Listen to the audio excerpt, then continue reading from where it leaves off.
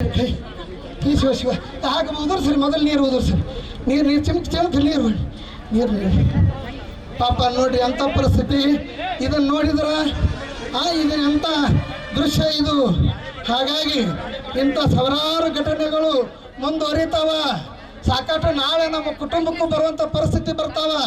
ಅದಕ್ಕಾಗಿ ಇದನ್ನು ಗಂಭೀರವಾಗಿ ನೀರು ಕುಡಿಸ್ರಿ, ನೀರು ಸಮಾಧಾನ ಸಮಾಧಾನ ಸಮಾಧಾನ. ಅದು ಮಗು ಭಾಳ ಹೋರಾಟಗಾರ್ತಿ, ಭಾಳ ಒಳ್ಳೆ ಒಂದು ಎದುರಿಸುವಂಥ ಶಕ್ತಿ ಐತೆ ಆ ಎಮ್ಮಗ.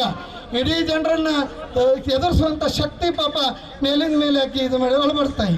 ಅಳ್ಬೇಡ ಅಳ್ಬೇಡ ಅಳ್ಬೇಡ ಅಳ್ಬೇಡ ಅಳ್ಬೇಡ, ನಾವೆಲ್ಲ ಇದ್ದೀವಿ. ಅಳ್ಬೇಡ ತಾಯಿ, ಅಳ್ಬೇಡ ಅಮ್ಮ ಬರಲಿ. ಹಾಂ ಏನಿಲ್ಲ, ಸಮಾಧಾನ. ಗಾಳಿ ಬೇಕು, ಗಾಳಿ ಸ್ವಲ್ಪ ಗಾಳಿ ಗಾಳಿ ಗಾಳಿ ಗಾಳಿ ಗಾಳಿ ಬೇಕು.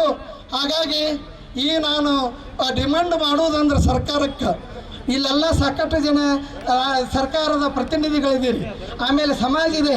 ನಾವೆಲ್ಲ ಹಿಂದುಳಿದ ವರ್ಗದ ಮಠ ಮಾತ್ರ ನೆರವಿಗೆ ಬಂದಿಲ್ಲ. ಇಡೀ ರಾಜ್ಯದ ಎಲ್ಲ ಮಠಗಳು, ಎಲ್ಲ ಸಾಧು ಸಂತರು ನನ್ನ ಮಗಳು ಅಂತೇಳಿ ಆ ಘಟನೆಗೆ ಎಲ್ಲರೂ ಕೂಡ ಸಾಕ್ಷಿಯಾಗಿದ್ದಾರೆ.